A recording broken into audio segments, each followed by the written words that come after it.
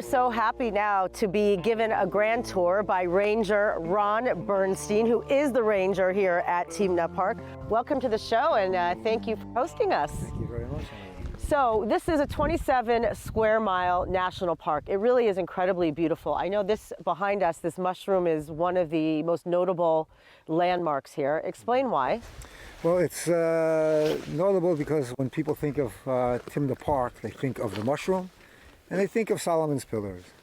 And this is one of the most popular places where people want to go to. It's also part of some of our tours that we do, lantern tours that we do, and it's lit up at night. And it's natural. We know that there were people here thousands and thousands of years ago mining copper. How do we know that?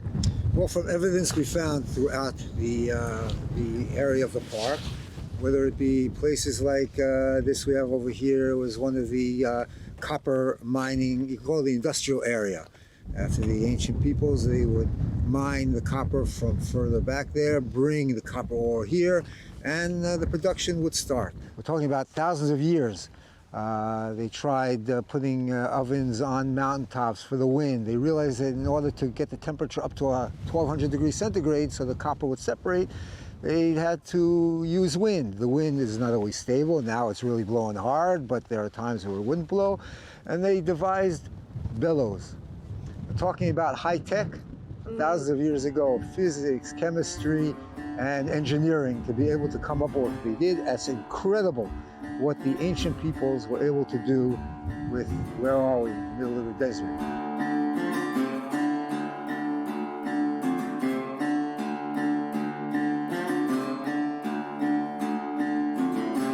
These are the famous Solomon's Pillars, not built by King Solomon himself, but why are they called Solomon's Pillars? They're called Solomon's Pillars, from what I understand, is that there was an archaeologist, American archaeologist, Jewish, who was an expert in the Middle East and came to Jordan and then Palestine and heard that there were copper mines here.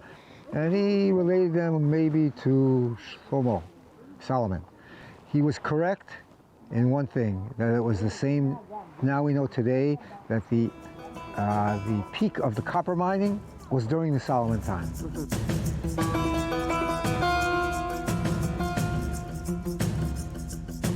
So, Ranger Ron, tell us about the arches here and why they're so notable.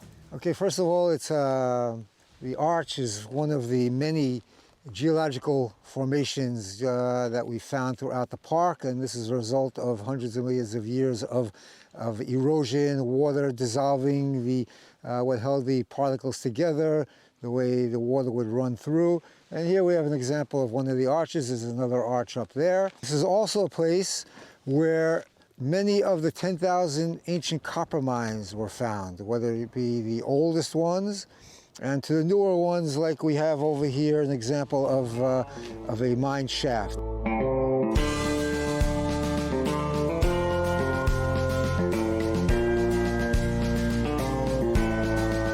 Ranger Ron, tell us about these inscriptions that we see on the rocks here where we are.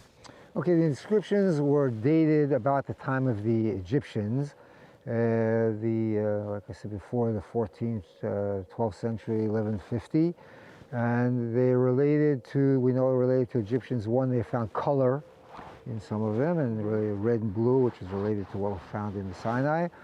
And also the chariots that were found there. Drawings of the chariots, hunters on the chariots, the weapons drawn by bulls.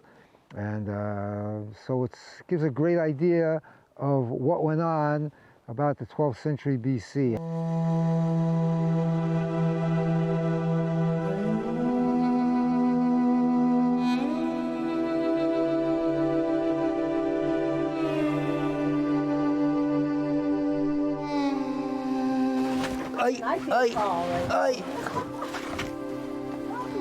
I'm going to have lots of black and blue marks.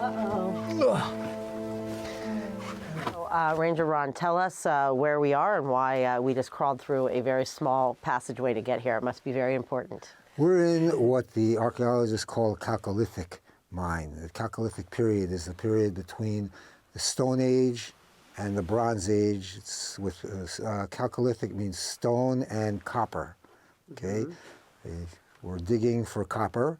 In fact, we'll be able to see on the walls here the copper ore, a line of copper ore in the walls here. Ranger Ron, thank you so much for this exhilarating tour. I really enjoyed it. Thanks so much. Very welcome. And we're going to take a short break, but before we go anywhere, we have to wrap up this tour with the favorite part of your tour. Okay, what I always do with a group that I have here, I always want people to understand why the desert is so special. And the special part of the desert is the quiet. You come down here in the middle of the night, turn off the lights, and you listen to the silence of the desert, which is loud. And you can actually hear the history coming through. Wow. So let's do it now. Let's try it. One, two, two, three.